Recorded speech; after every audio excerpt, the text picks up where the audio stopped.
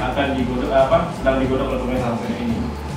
Nah, saya sebelumnya minta maaf kita dari Gebrak karena kita sudah telat dari waktu yang direncanakan semula pada jam 10 karena ada beberapa kendala teknis. Jadi untuk mempersingkat waktu, untuk pertama saya silakan kepada Bu Moncong dari KPBI untuk menyampaikan sikap yang terhadap Omnibus Law Cipta Kerja. Silakan, Bu. Oke, terima kasih Bung Doni. Oke, baik. Assalamualaikum warahmatullahi wabarakatuh. Selamat pagi kawan-kawan semuanya. Hari ini kita sedang melangsungkan konferensi pers terkait dengan rencana aksi penolakan Omnibus Law pada tanggal 16, dan kebetulan itu adalah bertepatan dengan sidang paripurna DPR yang tidak menutup kemungkinan akan membahas rancangan undang-undang Cipta Kerja Omnibus Law yang sebetulnya banyak penolakan dari beberapa elemen rakyat, terkhusus adalah kaum buruh, petani, masyarakat adat, lingkungan, dan yang lain-lainnya. Nah, adapun poin-poin yang akan saya sampaikan, ini nanti akan diperkuat sama Mbak Dini kenapa gerakan buruh hari ini menolak, itu bukan cuma karena menolak klaster ketenagakerjaan, tapi secara keseluruhan klaster yang ada di Omnibus Law kita tolak karena ini bertentangan dengan konstitusi dan juga tidak ada upaya perlindungan dan peningkatan kesejahteraan di rancangan undang-undang Cipta Kerja ini, sehingga kita secara tegas Gebrak pertama positioningnya adalah menyatakan menolak Omnibus Law secara keseluruhan dan meminta kepada DPR untuk segera menghentikan pembahasan Omnibus Law. Lebih baik DPR fokus membahas pandemi COVID-19 karena itu menurut kami lebih penting hari ini yang terjadi di masyarakat ya. Nanti kawan-kawan bisa menambahkan. Saya cuma ingin menyampaikan poin penting yang akan saya sampaikan dari KPBI yang juga tergabung dalam Gebrak, bahwa pertama KPBI menolak sejak awal pembentukan Omnibus Law karena pembentukan Omnibus Law kita anggap itu sudah cacat formil. Secara prosedural pemerintah tidak menjalankan tata cara pembentukan undang-undang sesuai dengan aturan yang berlaku, tapi terkesan kejar setoran karena kami menganggap ini ada kaitannya dengan kepentingan para pemodal. Sejak awal seharusnya kalau memang niatnya untuk membuat undang-undang atau rancangan undang-undang, seharusnya sesuai dengan tata caranya ada daftar inventaris masalahnya, kemudian ada naskah akademiknya, dan kemudian naskah akademiknya didiskusikan secara kualitatif oleh seluruh stakeholder yang terlibat, dari mulai yang punya kepentingan sampai masyarakat yang terdampak. Dalam hal ini adalah masyarakat yang terdampak adalah teman-teman buruh dan kawan-kawan petani juga salah satu masyarakat, tapi tidak ada satupun dari teman-teman buruh yang dilibatkan dalam proses pembentukan atau perumusan draft rancangan undang-undang Cipta Lapangan Kerja yang pada awal namanya adalah Cipta Lapangan Kerja, kita singkat jadi Cilaka, dan memang sepertinya akan cilaka ini undang-undangnya.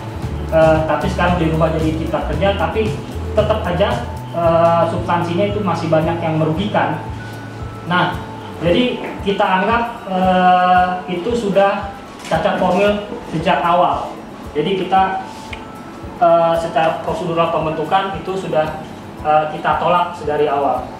Nah, yang kedua kami juga menolak secara substansi karena kita anggap di dalam rancangan undang-undang Cipta Kerja ini, khusus misalkan di ketenagakerjaannya, ada beberapa hal yang kemudian bertentangan dengan konstitusi atau undang-undang yang berlaku pada sebelumnya. Kayak misalkan ada upaya untuk mengurangi kompensasi pesangon. Ini jelas-jelas akan mengurangi kesejahteraan teman-teman buruh. Jelas itu kita tolak. Terus kemudian juga ada rencana kemudian menghilangkan UMP atau mengganti upah minimum provinsi, upah minimum sektoral menjadi upah per jam. Yang ini juga tentunya akan mengurangi tingkat kesejahteraan teman-teman buruh, karena kalau itu diberlakukan maka yang seharusnya bisa dipastikan mendapatkan upah UMP per bulan itu bisa jadi lebih turun, lebih rendah upahnya. Terus ada hal-hal lain kayak misalkan soal penerapan fleksibilitas kerja outsourcing itu juga akan bertentangan dengan aturan hukum yang sebelumnya. Itu juga bisa kita pastikan nanti akan semua sektor bisa di-outsourcingkan, dan sistem kerja kontrak juga akan diperpanjang, dan masih banyak hal-hal lainnya yang kita tolak secara substansi. Termasuk juga ada upaya untuk menghilangkan sanksi pidana yang seharusnya itu bisa menjadi kontrol ataupun cambuk bagi pengusaha-pengusaha nakal yang melanggar hak-hak normatif. Tapi di undang-undang itu sanksi pidana itu akan dicabut. Nah, itu hal-hal yang menurut kami sangat memberatkan dan kita simpulkan bisa merugikan teman-teman buruh.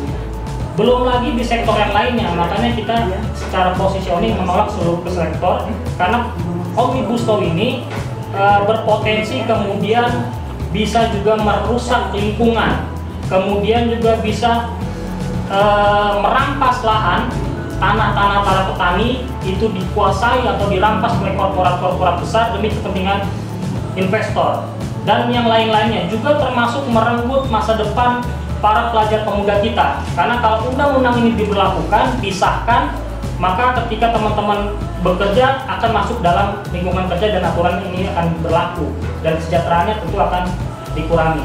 Nah, itulah hal-hal yang kemudian menjadi positioning kita, sehingga mau tidak mau meskipun dalam posisi pandemik kita terpaksa tentunya nanti dengan tetap menerapkan protokol kesehatan.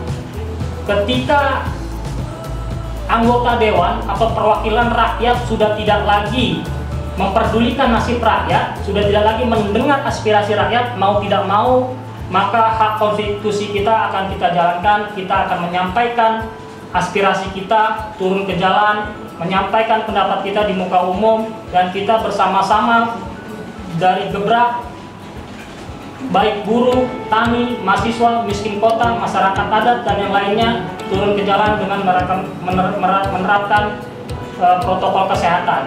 Dan saya pikir dengan aksi nanti yang akan dijelaskan Mbak Nining sama Bu Dewi, itu juga mempunyai targetan agar kemudian DPR segera merespon kami. Terima kasih, itu saja dari saya. Silakan dilanjutkan kawan-kawan. Wassalamualaikum warahmatullahi wabarakatuh.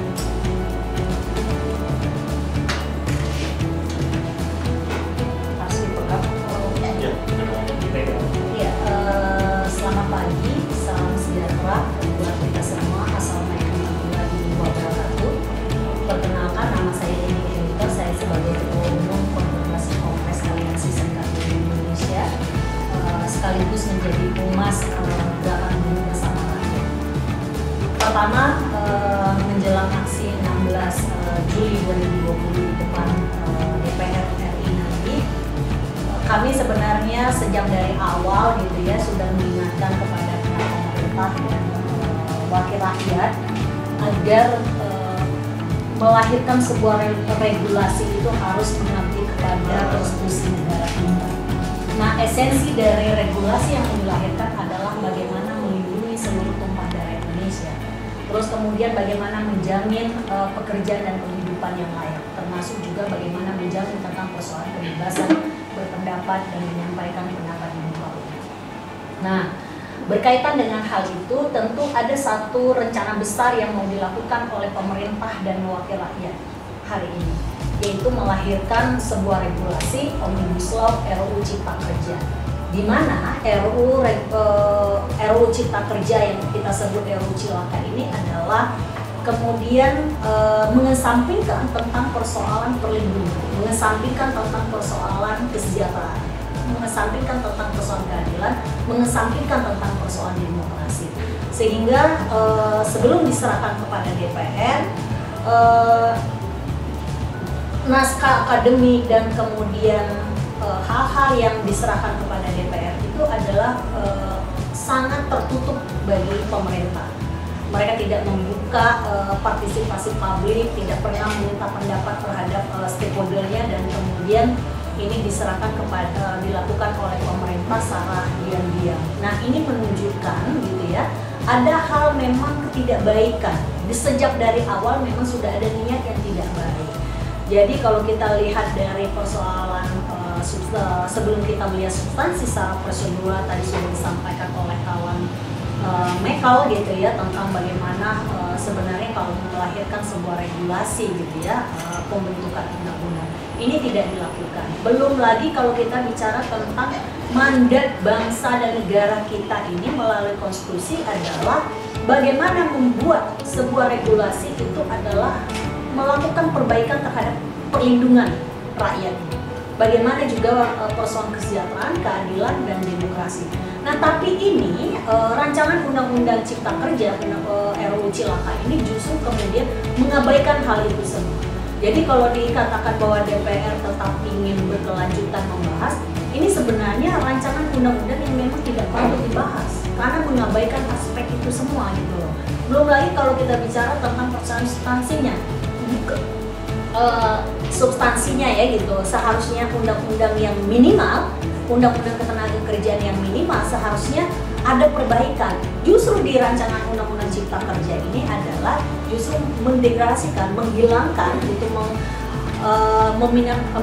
semakin merenggut hak-hak tersebut gitu. Nah, ini yang kemudian kenapa menjadi landasan kita tidak bersepakat dengan rancangan undang-undang Cipta Kerja. Karena tidak ada hal yang baik di sana. Yang ada adalah bagaimana eksploitasi terhadap sumber daya alam kita, eksploitasi terhadap sumber daya manusia kita, eksploitasi terhadap pasar kita. Nah, itu yang kemudian menjadi landasan kita kenapa kita menolak Omnibus Law RUU Cipta Kerja ini secara keseluruhan, bukan hanya bicara tentang persoalan ketenagakerjaan. Karena yang akan memiliki dampak dan imbas ini adalah hampir mayoritas rakyat dan bangsa Indonesia. Nah, itu yang kemudian menjadi paling sangat menguatkan kita menjadi landasan. Sehingga kita tahu undang-undang, rancangan undang-undang tidak ada nilai-nilai prinsip-prinsip yang saya sebutkan tadi itu terlihat di dalam pembuatan undang-undang baik maupun syarat substansinya itu. Nah, terus kemudian tadi kalau kita bicara bahwa kita tidak hanya bicara, saya mengklarifikasi ya, karena pemerintah selalu bilang bahwa ini keegoan buruh yang kemudian tidak ingin anak-anak muda punya kesempatan untuk bekerja. Justru kita berjuang ini adalah untuk generasi muda ke depan, termasuk yang ada hari ini. Karena yang masih pelajar, yang masih jadi di mahasiswa hari ini, ke depan tidak ada lagi punya kepastian kerja, tidak ada lagi perlindungan terhadap bagaimana pendapatan yang layak. Itu sangat terlihat betul ya gitu. Terus kemudian kalau bicara tentang sektor-sektor lain juga hal yang sama gitu kan gitu. Nah, jadi buruh tidak hanya dikooptasi bahwa buruh hanya bicara perjuangan hak buruh, tapi justru kita berjuang untuk seluruh rakyat Indonesia. Justru kita berpikir bagaimana rakyat Indonesia ke depan punya masa depan, punya tentang persoalan perlindungan, punya tentang persoalan kesejahteraan, punya juga tentang ruang-ruang demokrasi. Karena kalau ini semakin dibiarkan, maka semakin rusak bangsa kita. Karena pemerintah tidak lagi melihat rakyat Indonesia itu menjadi bagian yang terpenting untuk menentukan sebuah regulasi. Itu yang kemudian harus kita lakukan. Sekali lagi, kami sebagai saya sebagai Ketua Umum Konfederasi Kasbi sekaligus Humas Gerakan Buruh Bersama Rakyat menyampaikan sikap bahwa kami menolak Omnibus Law secara keseluruhan. Dan mari kita menyerukan kepada seluruh rakyat, seluruh di berbagai macam sektor, mari kita bersama-sama berjuang untuk bangsa dan rakyat Indonesia, bukan hanya untuk kepentingan segelintir orang, karena kita tahu kekuasaan hari ini sangat mengabaikan berbagai macam aspek, mulai dari aspek perlindungan, demokrasi, kesejahteraan, keadilan, itu semakin jauh hari ini. Yang seharusnya kita tahu pemerintah dalam situasi krisis ekonomi dan krisis kesehatan, bagaimana memastikan rakyatnya tidak ter-PHK, rakyatnya mendapatkan haknya, khususnya persoalan upah, bukan mengeluarkan berbagai macam surat edaran yang akhirnya menghilangkan hak-hak para pekerja. Hari ini orang kehilangan rujukan, orang kehilangan pekerjaan, orang dirumahkan tanpa mendapatkan perlindungan, itu seharusnya dilakukan oleh pemerintah. Dan kita ketika aksi nanti kita menyerukan kelompok-kelompok yang kemudian akan bersama-sama gerakan buruh bersama rakyat, tentu kita juga akan menggunakan standar protokol kesehatan dan kita akan bersama-sama memastikan agar rakyat dan wakil rakyat ini berpihak kepada rakyat, bukan berpihak kepada segelintir orang, bukan berpihak kepada orang-orang yang ingin merusak bangsa dan rakyat Indonesia. Itu saja dari saya. Terima kasih.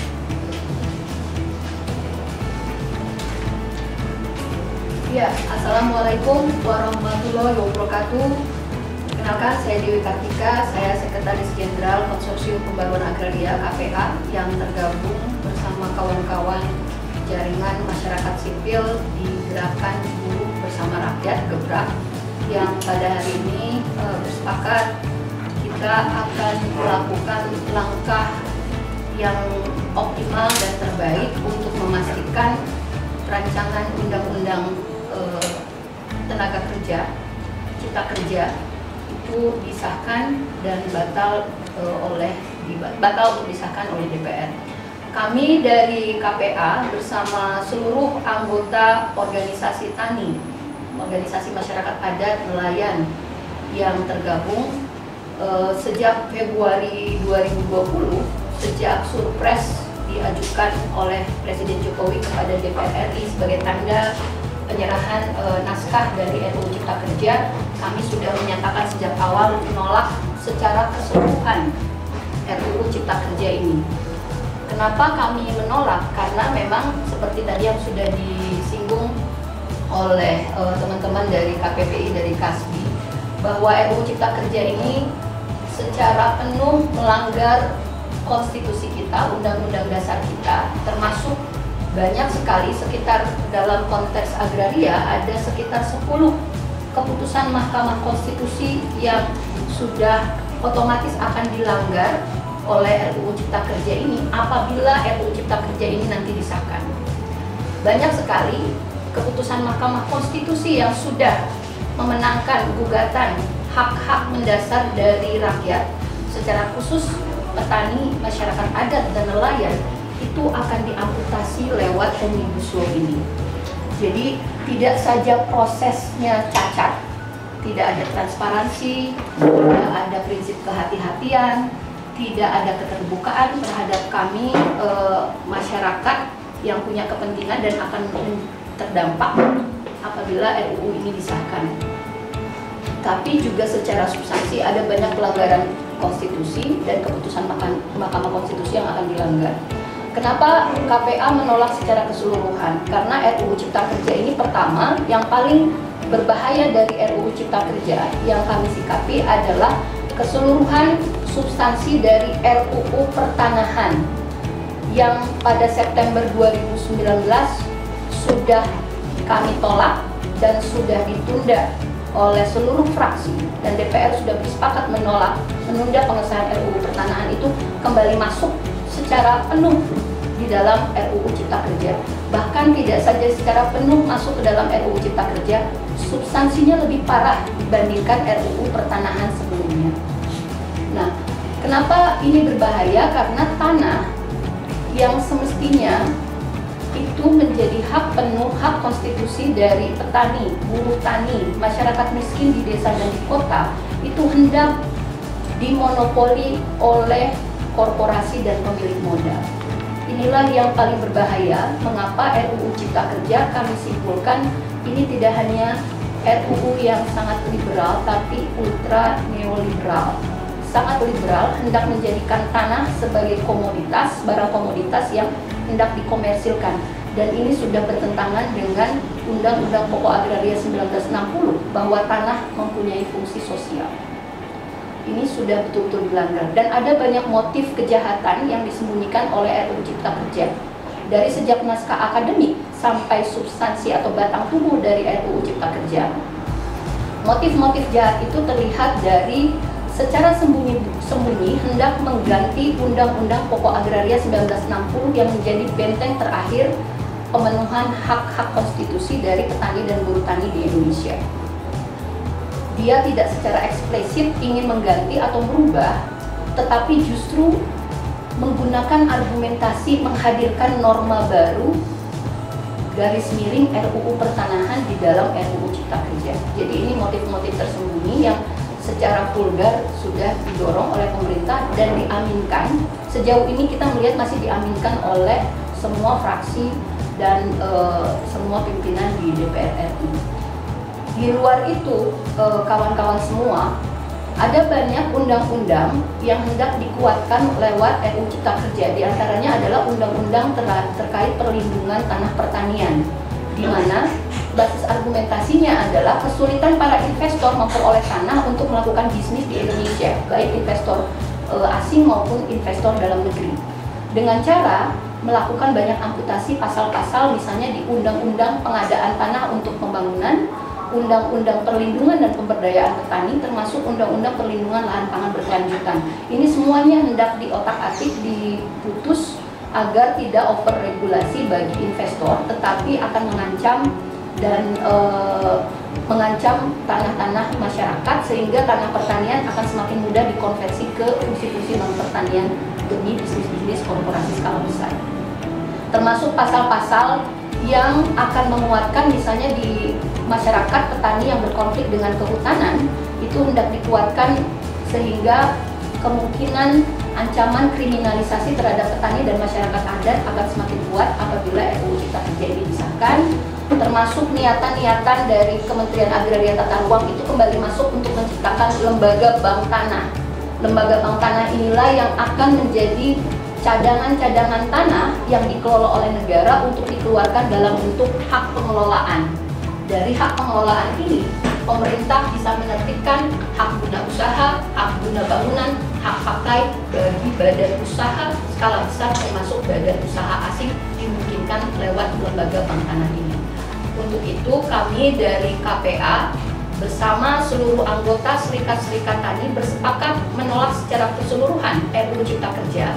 Jadi RUU Cipta Kerja tidak hanya berbahaya bagi buruh, tidak hanya masalah klaster ketenagakerjaan, tetapi seluruh klaster di dalam RUU Cipta Kerja itu sangat liberal dan membahayakan bagi kelangsungan hidup buruh, petani, buruh tani, masyarakat adat dan nelayan. Untuk itu kami bersepakat akan turun pada tanggal 16 Juli 2020 untuk memastikan RUU Cipta Kerja ini tidak disahkan. Tentu kami paham situasi dengan darurat COVID, kita akan menerapkan protokol kesehatan yang sangat ketat untuk memastikan darurat kesehatan ini tidak dilanggar tentu di saat aksi. Tetapi kita juga mencermati dalam 5 bulan terakhir sepanjang masa COVID, pemerintah kami sudah mencoba menahan diri untuk mengikuti protokol kesehatan, tetapi kita menyaksikan dalam 5 bulan terakhir pemerintah dan korporasi justru tidak mengikuti kebijakan social distancing ataupun PSBB, karena ada puluhan konflik agraria yang sudah terjadi sepanjang COVID, ada puluhan petani yang sudah ditangkap selama masa COVID, ada surat-surat ancaman dari PTPN, dari Perhutani yang mengancam petani-petani selama masa COVID. Kemudian diancam terus dengan proses di DPR RI yang tidak juga mengindahkan concern dan keprihatinan dari kami soal ancaman RUU Cipta Kerja. Untuk itu, mari kepada seluruh gerakan reforma agraria di seluruh Indonesia, di seluruh provinsi, termasuk nanti di Jakarta, kita pastikan RUU Cipta Kerja tidak disahkan dan keselamatan untuk seluruh rakyat Indonesia. Terima kasih. Assalamualaikum warahmatullahi wabarakatuh.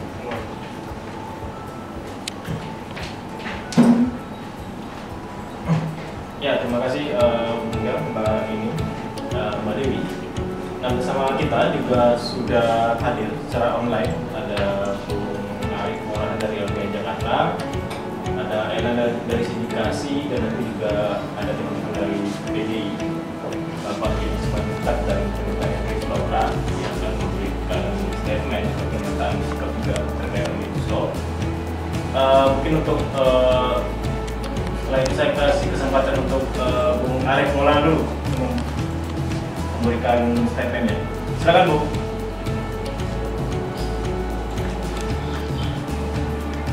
Baik, selamat pagi kawan-kawan semuanya. Assalamualaikum warahmatullahi wabarakatuh. Assalamualaikum warahmatullahi wabarakatuh. Selamat siang dan salam sehat dan sejahtera untuk kita. hari ini Gebrak dan salah satunya LBH Jakarta yang tergabung dalam gerakan ini menyampaikan sikap kami ya, sikap Gebrak, sikap Lembaga Bantuan Hukum Jakarta untuk menolak tegas, menolak diteruskannya proses pembahasan rancangan undang-undang Omnibus Law Cipta Kerja baik oleh DPR dan juga Presiden di tengah situasi pandemi COVID-19 terlebih. Kenapa kemudian kami sampaikan penolakan tegas terhadap rancangan undang-undang cilaka ini ya? Kami tidak menyebutnya Cipta Kerja tapi menyebutnya cilaka. Sebagaimana tadi sudah tegas, jelas, lugas disampaikan oleh kawan-kawan sebelumnya bahwa rancangan undang-undang ini mendegradasi kualitas demokrasi kita, melecehkan prinsip negara hukum Indonesia, dan juga melanggar berbagai hak konstitusional warga negara yang diatur dalam konstitusi kita, Undang-Undang Dasar 1945. Dan dibahasnya dan diprosesnya penyusunan rancangan undang-undang Omnibus Law cilaka ini adalah kemunduran besar bagi bangsa Indonesia pasca reformasi 1998. Pasca 22 tahun kita masuk ke sebuah era baru, era reformasi. Keberadaan rancangan undang-undang Omnibus Law ini betul-betul menjadi penanda bahwa demokrasi kita hari ini hanya dikuasai oleh elit-elit oligarki ya, elit-elit politik yang kecenderungannya mereka bekerja bukan untuk kepentingan rakyat, mereka bekerja untuk kepentingan mereka sendiri, untuk keuntungan mereka sendiri. Atas nama investasi, atas nama ekonomi, mereka menggadaikan sumber daya alam Indonesia, mereka menjual sumber daya alam dan melanggar hak-hak warga negara Indonesia dan mengeksploitasi tumpah darah Indonesia. Ini sangat mengerikan dan perlu diketahui oleh seluruh masyarakat Indonesia bahwa rancangan undang-undang Omnibus Law ini sekali lagi ini bukan hanya nanti berdampak pada kawan-kawan buruh, kawan-kawan serikat buruh, atau mungkin kawan-kawan yang hari ini melakukan konferensi pers atau kawan-kawan yang ada di Gebrak. Sebuah undang-undang itu akan mengikat umum dan dia akan berlaku kepada seluruh warga negara tanpa kecuali. Rancangan undang-undang Omnibus Law ini untuk siapa? Ya, kalau teman-teman betul-betul memperhatikan dan membaca rancangan undang-undang ini, jelas bahwa undang-undang Omnibus Law meskipun disebutkan ini untuk menyelamatkan perekonomian Indonesia, memberikan masa depan bagi anak muda dalam hal pekerjaan, tetapi jelas ini bukan untuk kepentingan rakyat, ini bukan untuk kesejahteraan rakyat. Ya, dan seolah-olah meskipun namanya Cipta Kerja, tapi undang-undang ini mengatur banyak sekali sektor-sektor lain yang itu merangkum sekitar 79 undang-undang yang ada, dan terdapat 11 klaster yang mengatur mengenai berbagai pasal-pasal yang jumlahnya ribuan, mencapai 1.200 pasal. Bahkan halaman undang-undang ini begitu luar biasa, ada 1028 lembar ya.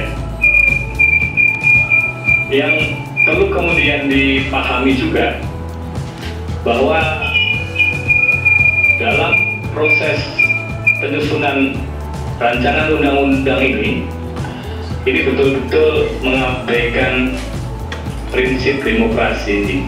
Kita memahami bahwa demokrasi esensinya adalah dari rakyat, oleh rakyat, dan untuk rakyat. Tetapi dalam proses penyusunan Omnibus Law, pemerintah sama sekali tidak melibatkan masyarakat yang nantinya akan terdampak. Bersama rakyat nanti pada tanggal 16 Juli 2020, titik kumpul itu adalah sebelum flyover Taman Ria sebelum DPR RI jam 10. Nah, kita melakukan aksi ini adalah perwakilan-perwakilan. Kita belum memang memaksimalkan seluruh kekuatan kita, tapi ini adalah sebagai peringatan kepada wakil rakyat dan pemerintah agar mendengar dan melihat situasi penderitaan rakyat hari ini. Di mana kita tahu PHK terjadi di mana-mana, perampasan tanah rakyat terjadi di berbagai macam kota dan daerah gitu ya. Terus kemudian juga kaum buruh yang dirumahkan tidak dibayar, terus kemudian buruh di PHK juga tidak diberikan haknya dan itu terjadi pembiaran. Kita menginginkan agar ada fokus pemerintah hari ini bagaimana terhadap virus COVID-19 dan kemudian memastikan bagaimana hak rakyat terlindungi dan terpastikan. Ternyata ini justru diabaikan. Maka ini adalah 16 Juli 2020 aksi peringatan kita kepada kekuasaan hari ini agar mengabdi kepada kepentingan rakyat. Nah, aksi ini dilakukan di berbagai macam kota dan provinsi, mulai dari Jakarta, daerah Garut, terus kemudian Jawa Tengah, Jawa Timur, Sumatera, bahkan sampai ke Batam sana, itu melakukan aksi secara serentak 16 Juli.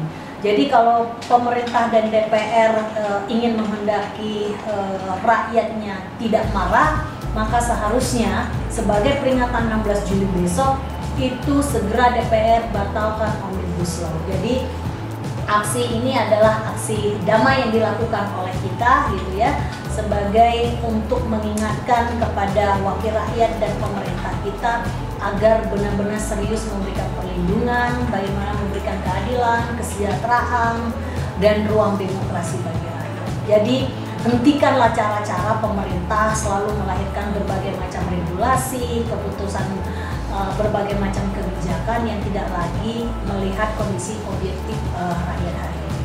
Karena RUU Cilaka ini adalah hanya judulnya saja RUU Cipta Kerja, tapi dalam prakteknya itu adalah eksploitasi baik sumber daya manusia maupun sumber daya alamnya. Itu jadi kami menghimbau juga agar kepada pihak aparat juga tidak melakukan represif terhadap gerakan rakyat. Jika kami tidak dipaksakan untuk turun ke jalan, kami juga tidak akan turun ke jalan ketika regulasi itu baik bagi rakyat Indonesia. Karena ini regulasi memang yang sangat tidak baik, menghancurkan semua lini kehidupan rakyat dan termasuk juga bangsa kita, maka mau tidak mau kami harus turun ke jalan. Dan kami menggunakan protokol kesehatan dan kita berharap aksi besok juga kita sudah saya sampaikan kembali ya, aksi kita aksi damai. Jadi kita menghimbau juga kepada pihak aparat tidak melakukan represif terhadap gerakan rakyat, apalagi melakukan penghadangan terhadap kaum buruh atau massa yang akan berbondong-bondong untuk menyampaikan aspirasi. Itu saja yang saya sampaikan.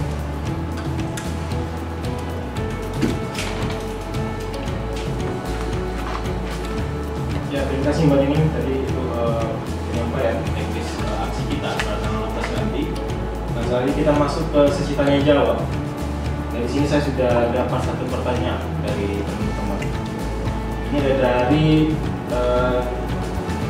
tim jurnalis Pustaka Buruh SGBN. Nah, ini bertanya yang pertama, bagaimana sikap budak terhadap serikat buruh atau permohonan PBI yang mendukung Omnibus Law? Dan kedua, bagaimana sikap gerak ketika kluster ketenagakerjaan dikeluarkan dari RUU Omnibus Law? Kepada narasumber, mungkin siapa akan bisa menjawab? Mbak Nining atau menjawab? Ya, Oke, silakan. habis itu. Ya, nanti ditambahin sama Mbak Nining ya.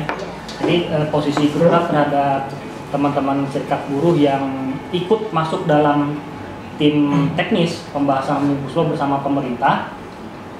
Pertama, saya menyampaikan sebenarnya di tim teknis itu pun informasi yang terakhir juga tidak membahas hal substansinya.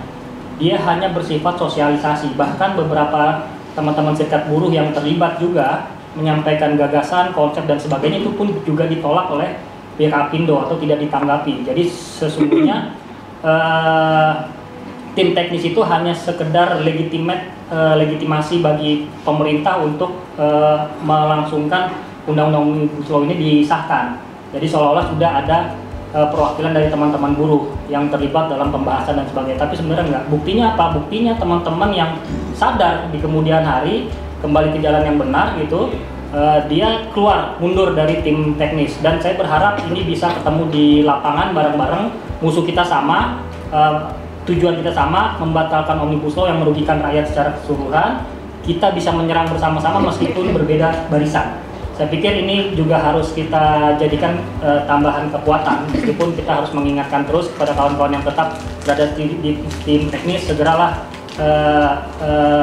mundur dan balik kepada perjuangan kawan-kawan buruh, karena ini konsekuensinya ketika Omnibus Law itu disahkan, itu akan berdampak kepada nasib kaum buruh secara keseluruhan.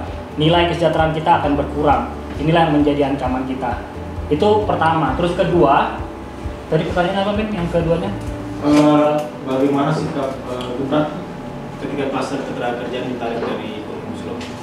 Bagi kita, positioningnya itu secara prinsip kita menolak secara keseluruhan kluster. Jadi bukan cuma kluster ketenagakerjaan. Percuma kalau kluster ketenagakerjaan itu dikeluarkan, tapi kluster yang lain tetap dibahas. Artinya pengurangan terhadap kesejahteraan rakyat di sektor yang lain itu tetap berlaku, tetap terjadi. Nah, oleh karena itu kami meminta kepada DPR segera menghentikan seluruh pembahasan Omnibus Law. Dan kalau bisa Pak Jokowi juga merespon dengan mencabut ya atau menarik kembali draft rancangan undang-undang itu, karena kita anggap tidak ada niatan untuk melakukan perlindungan terhadap rakyat di tengah-tengah situasi pandemi. Terus kemudian juga jelas itu hanya mementingkan kepentingan para pemodal, menarik investasi banyak-banyak, tapi mengorbankan rakyat secara keseluruhan. Karena tingkat kesejahteraan di dalam undang-undang itu akan terabaikan. Dan tadi kawan-kawan menyampaikan tidak ada sisi-sisi positif untuk menjaga nilai-nilai demokrasi, nilai-nilai kesejahteraan, nilai-nilai perlindungan, nilai-nilai keadilan dan yang lain-lainnya. Jadi saya pikir kita harus bersama-sama bergotong royong, bergandengan tangan, memastikan DPR untuk membatalkan pembahasan Omnibus Law atau menghentikan secara total. Itu aja jawaban dari saya. Nanti Mbak Nining atau Bu Sekjen, Bu Dewi bisa menambahkan. Silakan.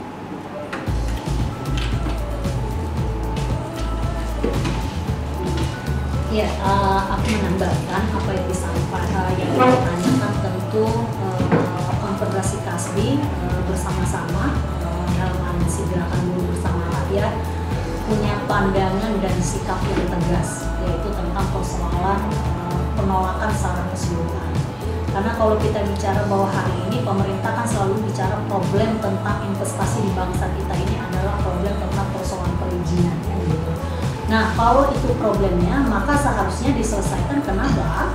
Harus menghilangkan gitu nilai-nilai dan prinsip-prinsip perlindungan, keadilan, kesejahteraan, dan demokrasi. Itu yang pertama harus dihilangkan.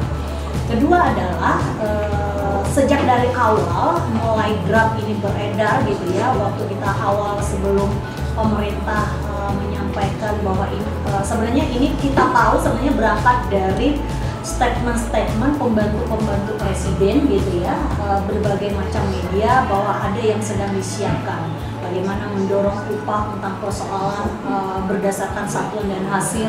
Terus kemudian Kemenko juga menyampaikan bagaimana ke depan harus ada tentang fleksibilitas tenaga kerja yang mudah dicari, mudah di PHK gitu kan gitu. Nah, dari situ kan kita mulai mencari informasi apa yang sesungguhnya terjadi dan apa yang sedang disiapkan oleh pemerintah pada saat itu.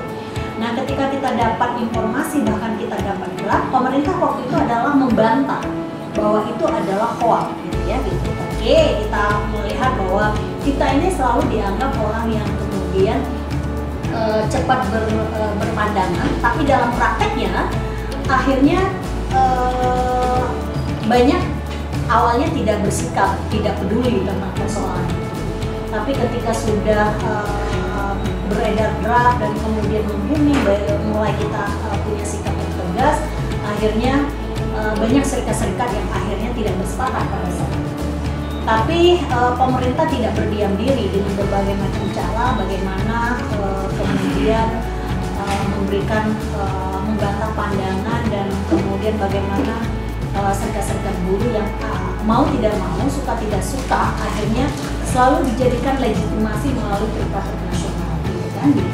Karena kami adalah serikat buruh yang memang selalu didiskriminasikan, gitu, dan kami memang tidak terlibat secara nasional karena memang kami adalah orang yang tidak dikehendaki kelahirannya, gitu. Jadi segala regulasi selalu berdiam-diam diri. Nah, sekarang pertanyaannya bagaimana dengan buruh? Makanya saya menyerukan kepada kaum buruh yang di tingkat grassroots, yang sehari ini rata-rata sudah punya teknologi, punya kecerdasan, bagi serikat-serikat yang kemudian mari kita, kalau ingin rakyat Indonesia tidak dieksploitasi, kalau tidak ingin bangsa kita dijajah oleh kepentingan korporat, maka mari kita berjuang bersama-sama.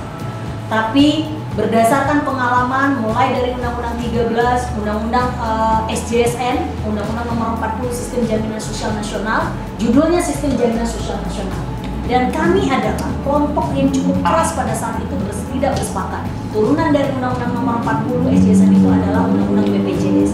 Nah, pada saat itu luar biasa banyak ditolak oleh masyarakat, kaum buruh, tapi ada juga yang berkompromi pada saat itu. Tapi dalam prakteknya terakhir kita lihat ternyata itu bukan jaminan sosial, tapi adalah asuransi yang kemudian hari ini kita menjadi menanggung beban itu semua. Nah, ini jangan kita mengembalikan berbagai macam regulasi terulang kembali dan akhirnya kita menyesal di belakang hari. Nah, mari kita mengingatkan, mari kita berjuang di jalan yang benar, mari kita mengedepankan kepentingan masyarakat banyak, dan juga mari kita mengedepankan kepentingan bangsa dan rakyat Indonesia. Itu yang kami pertegaskan dalam konferensi pers.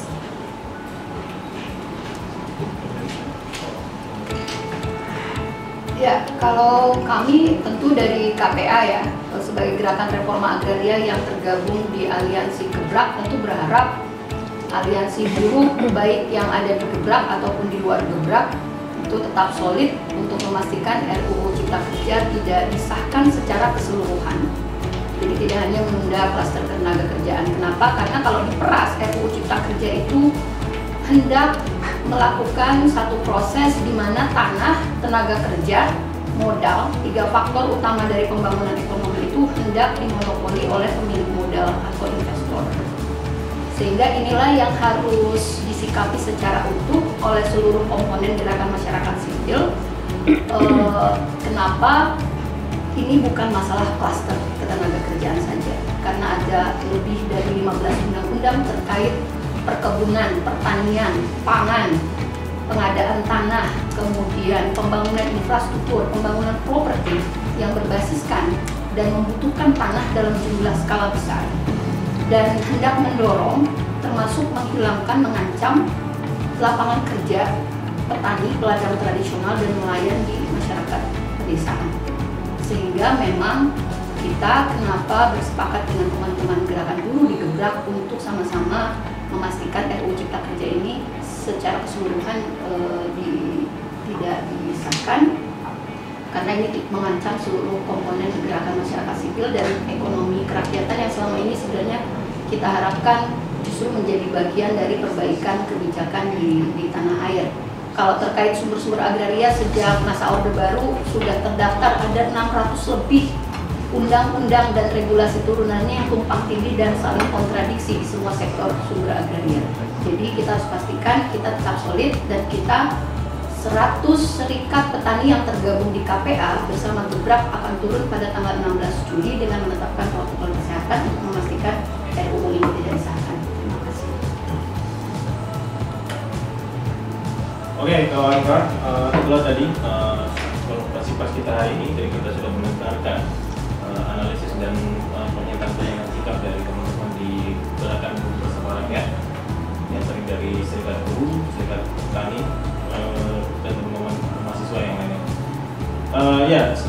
Kalau bisa saya simpulkan bahwa Omnibus Law ini seperti yang sudah dijelaskan oleh dari pembicara tadi, bahwa negara hendak memberikan keleluasan kepada investor untuk merampas tanah-tanah masyarakat, petani, masyarakat adat, nelayan, dan menjadikan mereka buruh murah yang bisa dieksploitasi seenaknya saja di atas tanah-tanah yang dirampas tadi. Jadi ini bukan, sekali lagi kita ingatkan, bukan persoalan tenaga kerja, ini tapi persoalan hal yang lebih penting, bahwa tanah dan air kita saat ini hendak diobral untuk kepentingan investasi dengan dalih bagaimana penciptaan lapangan kerja dengan dalih demografi tadi untuk menguntungkan sekali kelompok oligarki tadi.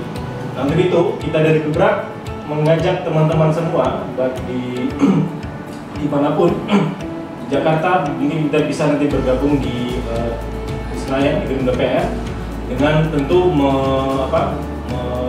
menetapkan protokol jaga jarak, pakai masker, dan protokol COVID yang lainnya. Dan teman-teman di berbagai wilayah, kita juga ada aksi simbol Gebrak yang di beberapa titik wilayah yang akan aksi sebentar di tanggal 16 tersebut.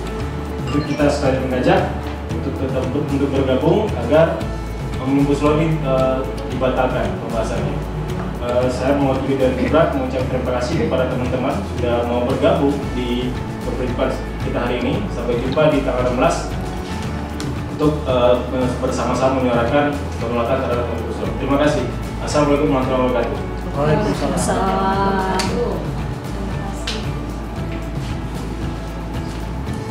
Terima kasih Pak Doni. Assalamualaikum warahmatullahi wabarakatuh. Selamat siang sahabat TMTV News dimanapun Anda berada, melalui channel dradioq.com dan saya Dito Wiryawan melalui dnewsradio.com Indonesia. Pada kesempatan yang berbahagia ini, perjalanan saya ada 3 episode. Kemarin dari KSPI, kemudian dari KPBI, dan sekarang bersama Ibu Nining dari Kasbi. Selamat pagi Bu, atau menuju siang ya Bu. Apa kabar? Selamat siang. Selamat baik, siang, ya. Alhamdulillah sehat. Baik, dari rutinitas Bu Nining nih, di saat hari ini bersama rekan-rekan Gebrak untuk merencanakan aksi demo di tanggal 16 mendatang. Nah, kita akan bertanya nih Bu, seperti yang sudah kami sampaikan sebelumnya. Bolehkah kami mengetahui tentang profil dari Kasbi ini, terus kemudian apa saja yang sudah dikerjakan dan bagaimana masa yang sudah gabung bersama Kasbi ini Bu, dan bagaimana pendapat Ibu tentang kondisi Undang-Undang Omnibus Law yang saat ini sedang digodok, dan bersama Gebrak ini kan langsung akan mengadakan aksi demo nih tanggal 16 Bu di DPR RI. Silakan Bu. Iya, pertama saya sampaikan bahwa organisasi Konfederasi Kongres Aliansi Serikat Buruh Indonesia atau disingkat KASBI adalah organisasi yang memang independen, dibentuk oleh kaum buruh itu sendiri gitu. Karena sebelum pasca reformasi gitu ya, memang sudah ada serikat buruh independen baik di level pabrik, di level kota dan kabupaten, kemudian membentuk aliansi di 2003 gitu ya, aliansi serikat buruh, dan 2005 kita melakukan kongres pertama KASBI gitu ya, kongres pertama, dan kemudian ini sudah kongres yang kelima.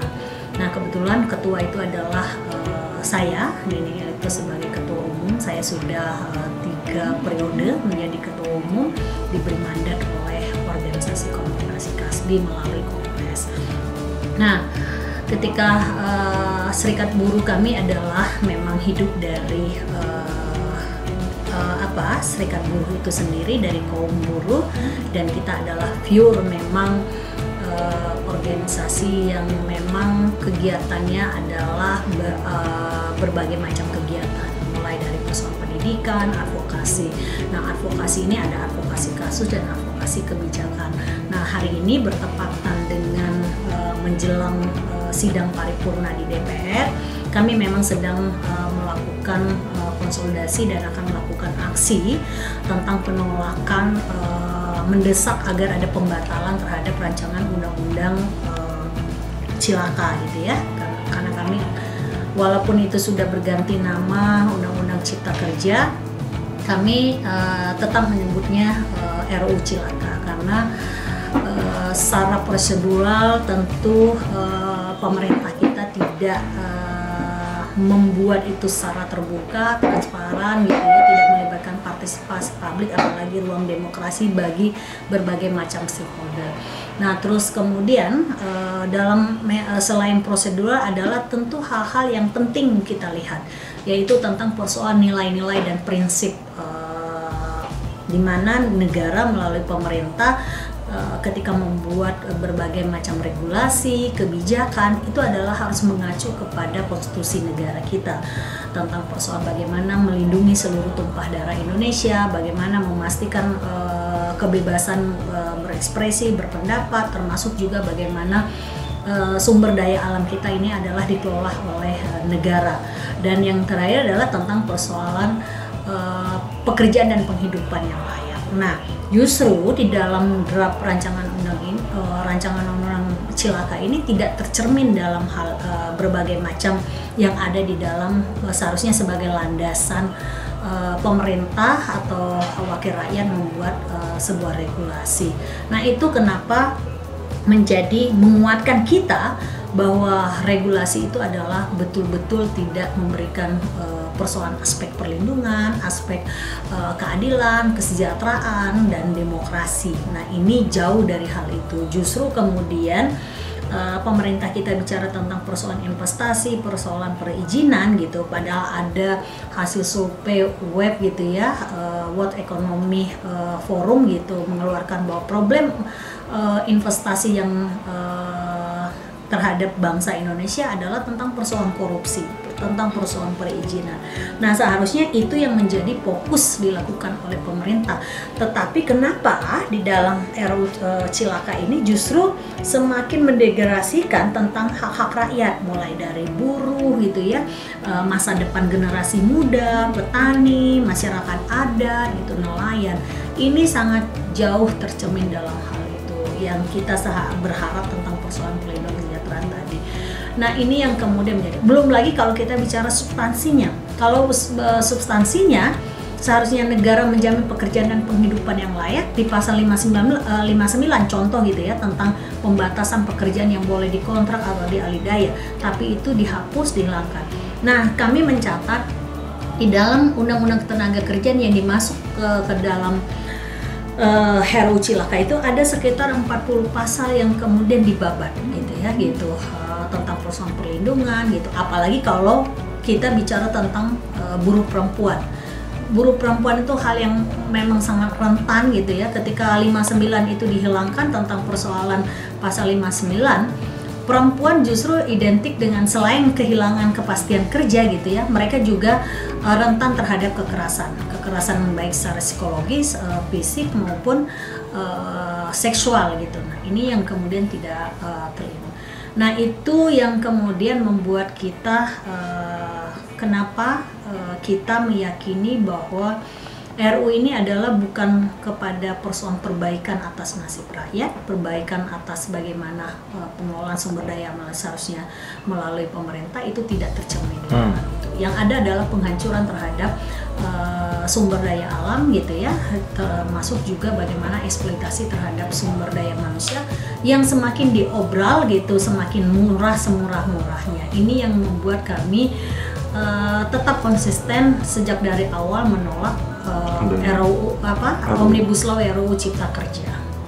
Nah, Mbak, saya mau nanya nih, ini kan banyak PHK yang sudah berlangsung selama ini. Bagaimana Kasbi menyikapi hal itu? padahal ada beberapa pabrik ataupun perusahaan yang tidak memiliki serikat buruhnya, Mbak? Iya, pertama dalam situasi krisis ekonomi dan krisis kesehatan ini tentu seharusnya pemerintah lebih kepada bagaimana mencari jalan keluar dari problem itu. Nah, justru kemudian dalam situasi krisis ekonomi dan dimanfaatkan oleh dan krisis kesehatan ini dimanfaatkan oleh kaum pemodal gitu, korporat, untuk melakukan pemutusan hubungan kerja, bahkan para pekerja dirumahkan kayak gitu ya gitu. Nah, ini kemudian menjadi ruang bagi pengusaha untuk memuluskan niat yang selama ini beberapa kali untuk melakukan revisi tentang persoalan undang-undang ketenagakerjaan yang kita tahu semakin buruk gitu ya gitu. Nah, kita tidak alergi terhadap pemerintah untuk melahirkan sebuah regulasi, tapi ada prinsip-prinsip dan nilai-nilai yang memang harus dipatuhi dan tidak boleh ditawar-tawar lagi gitu.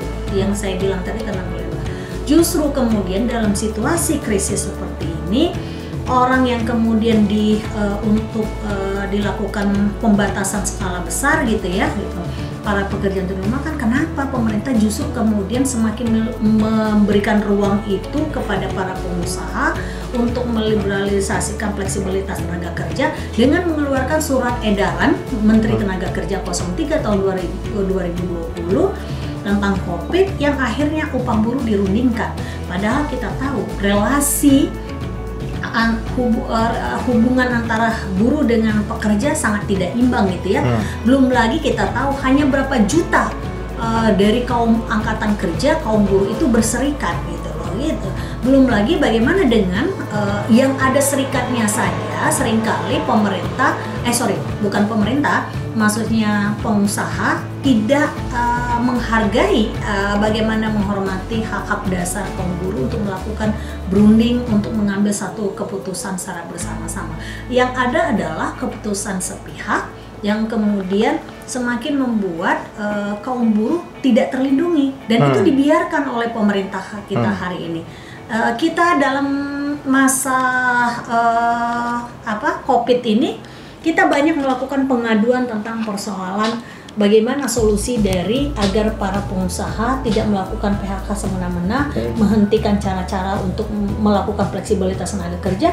Justru pemerintah kita tidak bisa melakukan apa-apa dengan alasan dalam situasi COVID mereka harus WFH, work from home gitu ya, gitu, bekerja dari rumah gitu.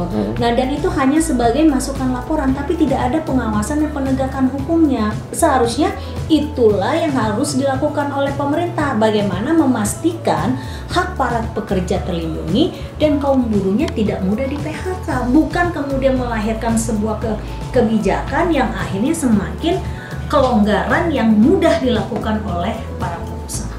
Berarti dengan kata lain, pengusaha saat ini memakzulkan dari undang-undang yang ada? Ya, karena gini, sebenarnya yang dipakai oleh pemerintah itu kan, pengusaha itu kan berdasarkan surat edaran. Padahal surat edaran itu adalah bertentangan dengan Undang-Undang Ketenagakerjaan. Bagaimana pendapatan dan pencapaian kehidupan yang layak. Betul. Tapi dengan adanya surat edaran itulah menjadi landasan para pengusaha gitu loh. Artinya yang melakukan kekeliruan itu kan dari pemerintah sendiri, pasti berdasarkan kita menduga pasti ini adalah hasil diskusi antara pengusaha dengan pemerintah dengan memanfaatkan situasi hari ini gitu loh. Nah, makanya kita menyerukan pemerintah seharusnya tidak mengeluarkan surat kebijakan-kebijakan seperti itu yang seharusnya memastikan buruh terlindungi gitu loh. Katanya buruh ini sebagai garda terdepan roda ekonomi. Ketika untuk orang-orang yang diberikan bekerja dari rumah, buruh tetap berproduktivitas. Kalau berhenti katanya ini akan membuat semakin dalam krisis. Nah, kalau buruhnya menjadi hal yang terpenting, seharusnya pemerintah melihatnya harus ada pelindungan. Pertama kita Gerakan Buruh Bersama Rakyat tanggal 16 Juli itu memang akan melakukan aksi. Tapi sebelum itu sejak Januari 2020 kita sudah melakukan audiensi kepada DPR, melakukan aksi gitu. Pasca COVID kemarin kita memang 2 bulan ini hampir full tidak melakukan aksi offline gitu ya, tapi kita mengkritik melalui WA, berbagai macam tulisan, aksi-aksi online gitu, itu dilakukan. Nah, hari ini karena kami melihat bahwa tidak ada keseriusan dari wakil rakyat untuk mendengar gitu apa yang menjadi aspirasi rakyat, mau tidak mau tanggal 16 Juli kami harus turun ke jalan. Karena 16 Juli itu kita akan mendesak kepada DPR agar realistis, agar melihat kondisi objektif bangsa dan rakyat Indonesia. Tidak lagi hanya memikirkan segelintir orang, tidak hanya memikirkan investasi semata, tapi yang terpenting adalah persoalan kemanusiaan. Kalau kita sudah mengabaikan aspek-aspek kemanusiaan, apalagi mengabaikan yang seharusnya dimiliki oleh bangsa kita, kita dalam posisi semakin terancam tentang persoalan penjajahan.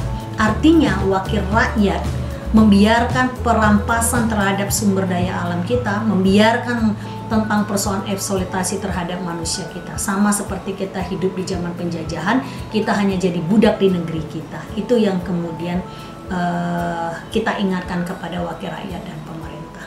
Satu lagi Mbak, saya mau tanya nih Mbak, jumlah nanti masa demo yang akan turun ke jalan berapa Mbak? Ya, kita merencanakan itu sekitar 5.000 buruh untuk turun ke jalan. 5.000 itu tidak hanya kaum buruh, ada mahasiswa di sana, ada pemuda, ada pelajar gitu ya.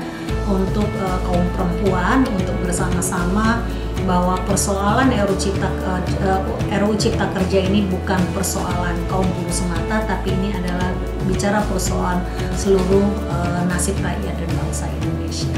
Baik, terima kasih Mbak Nining atas waktunya dalam sela kesibukannya. Sahabat News Radio dan TMTV News dimanapun kalian berada, terima kasih atas waktunya. Dan pemirsa, bagi kritik dan saran tentang Omnibus Law, Anda bisa langsung kritik melalui 081284679577. Nanti kita akan menyebarkan ya Mbak Nining ya, kalau misalkan ada kaum buruh yang memerlukan masukan dan informasi tentang Omnibus Law seperti apa ya Mbak ya? Iya, kalau untuk karena kesekretariatan kami ada di Jalan Cipinang dan di berbagai macam kota dan daerah, kami sampaikan kepada kaum buruh dan masyarakat itu bisa melalui buka website www.kasbi.org.id, terus kemudian bisa buka Facebook pengurus pusat Kasbi gitu ya, dan bisa mengakses kesekretariat dimanapun anggota konfederasi berada. Oke, terima kasih Mbak Nining atas waktunya. Salam buat teman-teman Kasbi. Ya, sebelumnya Assalamualaikum warahmatullahi wabarakatuh. Harus ada perlindungan yang prioritas, bukan kemudian menghilangkan hak-hak yang minimal menjadi semakin sangat minimal kan. Nah, pesan terakhir Mbak untuk masa penggodokan saat ini dengan anggota DPR RI nantinya seperti apa Mbak dari Kasbi? Iya.